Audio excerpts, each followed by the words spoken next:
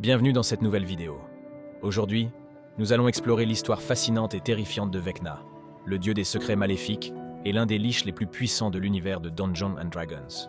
Préparez-vous à découvrir le parcours complexe de Vecna, de son ascension en tant que roi mortel à son règne en tant que divinité redoutée. Vecna est né dans une société de la race Flan sur Oert, où la magie était omniprésente mais aussi dangereuse.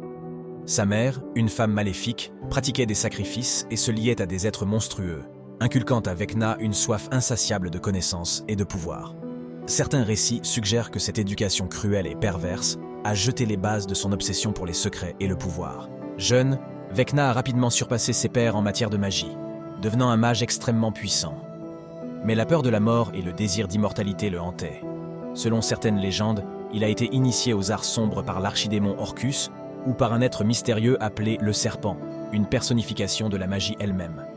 Peu importe la source, Vecna a appris les secrets de la nécromancie et a effectué un rituel pour devenir un lich, sacrifiant son propre corps pour obtenir l'immortalité.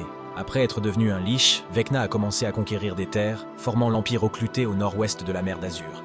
Son règne était marqué par la terreur, utilisant sa magie nécromantique pour maintenir son pouvoir et étendre son influence.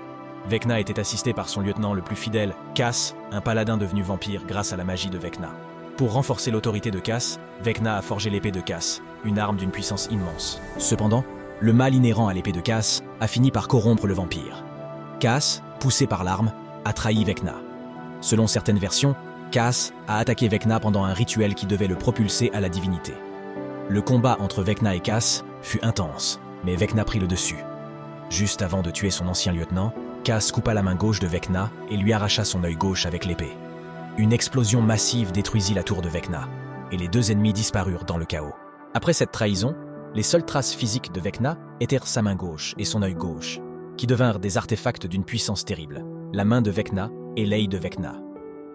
Ces artefacts continuaient de porter une partie de la volonté maléfique de Vecna et corrompèrent ceux qui les utilisaient. Malgré la destruction de son corps, l'esprit de Vecna survécut, errant à travers les plans et amassant lentement du pouvoir grâce à ses fidèles.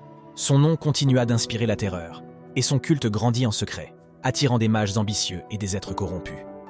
Finalement, Vecna atteignit le statut de demi-dieu et fut accepté parmi les pouvoirs les plus corrompus de la mer astrale. Vecna ne se contentait pas de sa nouvelle puissance. Il chercha à détruire d'autres dieux pour accumuler plus de pouvoir pour lui-même.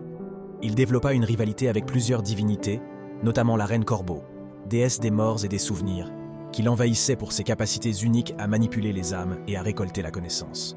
Vecna voulait la renverser et régner sur tout le plan de l'ombre depuis sa forteresse des souvenirs. Vecna fit une tentative pour atteindre le statut de dieu supérieur en absorbant l'essence du demi-dieu Iuz et en envahissant Sigil, la cité des portes. Cette invasion marqua un moment clé dans l'histoire du multivers, car Vecna devint le seul dieu à avoir réussi à pénétrer les défenses de Sigil. Cependant, son plan fut déjoué par des aventuriers avec l'aide de la Dame des Douleurs, gardienne de Sigil, qui expulsa Vecna de la cité. Bien qu'il ait échoué à devenir un dieu supérieur, Vecna conserva le pouvoir d'un dieu mineur. Vecna avait de nombreux ennemis puissants. Il nourrissait une haine profonde pour son ancien lieutenant, Cass, qu'il avait trahi. La reine Corbeau était une de ses plus grandes rivales, en raison de son pouvoir unique sur les âmes. Vecna chercha à la renverser pour s'emparer de son royaume. Il était également en conflit avec Pelor, le dieu du soleil, en raison de la relation antagoniste entre la lumière et l'ombre. Les artefacts de Vecna, la main et l'œil de Vecna, ont continué à jouer un rôle crucial après sa mort physique. Ces artefacts possédèrent un pouvoir immense, mais corrompaient ceux qui les utilisaient.